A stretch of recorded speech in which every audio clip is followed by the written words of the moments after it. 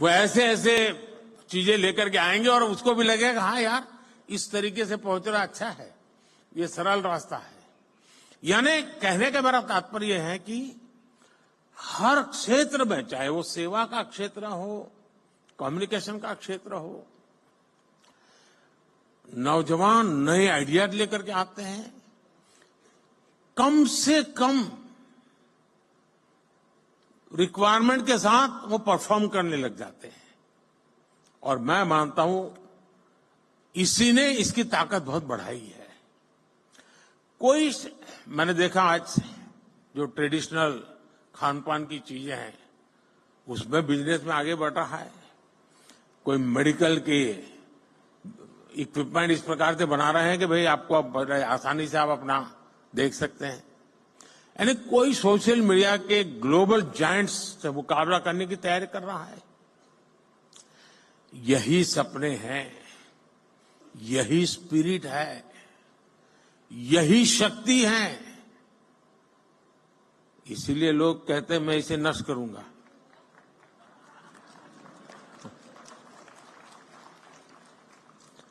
एक तरह से मैं कह सकता हूं कि कुछ वर्ष पहले देश ने पॉलिसी प्लेटफॉर्म पर जो स्टार्टअप लॉन्च किया था वो सफलता की नई ऊंचाइयों को छू रहा है। साथियों, स्टार्टअप्स को देश के डिजिटल इंडिया अभियान से जो मदद मिली है, और मैं मानता हूं कि यूनिवर्सिटी ने इसे केस स्टडी के रूप में स्टडी करना चाहिए। वो अपने आप में एक बहुत बड़ा इंस्पिरेशन है। हमारे फिनटेक स्टार्टअप्स को यूपीआई से बहुत बड़ी मदद मिली है। भारत में ऐसे इनोवेटिव प्रोडक्ट्स और सर्विसेज तैयार हुई हैं जिससे देश के हर कोने में डिजिटल सुविधाओं का विस्तार हुआ है। और साथियों, आपको अंदाज नहीं है कि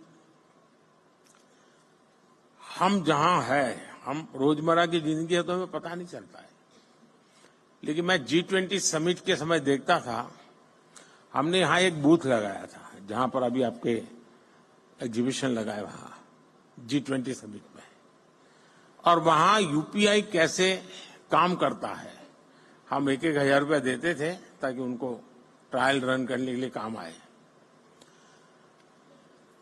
हर एक एम्बेसी अपने टॉप मोस्ट लीडर को वहां ले जाने का आग्रह रखती हुई जरा वहां देखिए एक बार।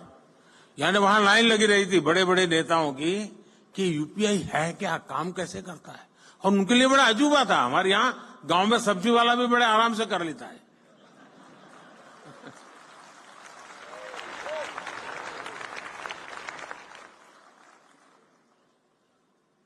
साथियों, इससे फाइनेंशियल इंक्लूजन को बल मिला है।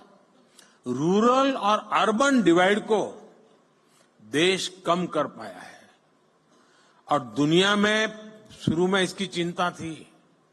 जब डिजिटल प्रोग्रेस होने लगा तो हैव्स एंड हैव नॉट्स वाली थियरी इसके साथ जुड़ गई थी। सोशल डिवाइड की बात हो रही थी। भारत ने टेक्नोलॉजी को डेमोक्रेटाइज कर दिया है और इसलिए हैव्स एंड हैव नॉट्स वाली थियरी मेरे यहां चल नहीं सकती है। मेरे यहां सबके लिए सब कुछ है। आज एग्रीकल्चर हो, एजुकेशन हो, हेल्थ हो, इनमें स्टार्टअप के लिए नई संभावनाएं बन रही है। मुझे इस बात की भी खुशी है कि हमारे 45% से ज्यादा स्टार्टअप्स 45% से ज्यादा स्टार्टअप्स इसका नेतृत्व महिलाएं कर रही है, नारी शक्ति कर रही है।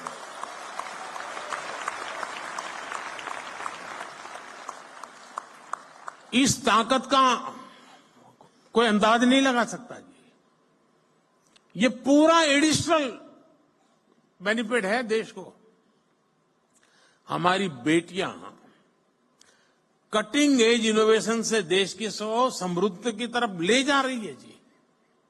साथियों, इनोवेशन का ये कल्चर विकसित भारत के निर्माण के लिए नहीं बल्कि पूरी दुनिया के बेहतर भविष्य के लिए भी बहुत जरूरी है।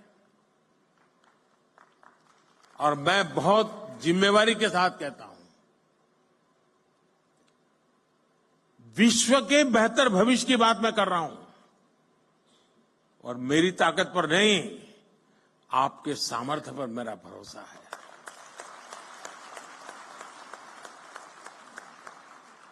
भारत ने अपना ये विजन अपनी G20 प्रेसिडेंसी के दौरान स्पष्ट किया है। इसी प्रीमाइसिस में G20 समिट हुई। विश्व के सभी बड़े नेता कोविड के बाहर दुनिया को कहां ले जाना, इसके लिए खड़े बैठे थे और इसी मंडप पे मेरा देश का यंग माइंड बैठा है जो 2047 तक जाने का रास्ता तय करने वाला है।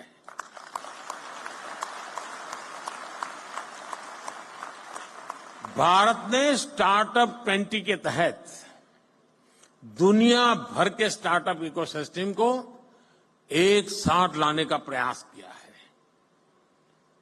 इसी भारत मंडप में G20 के दिल्ली डिक्लेरेशन में पहली बार स्टार्टअप्स को न सिर्फ इंक्लूड किया गया बल्कि उन्हें नेचुरल इंजन ऑफ ग्रोथ भी माना गया।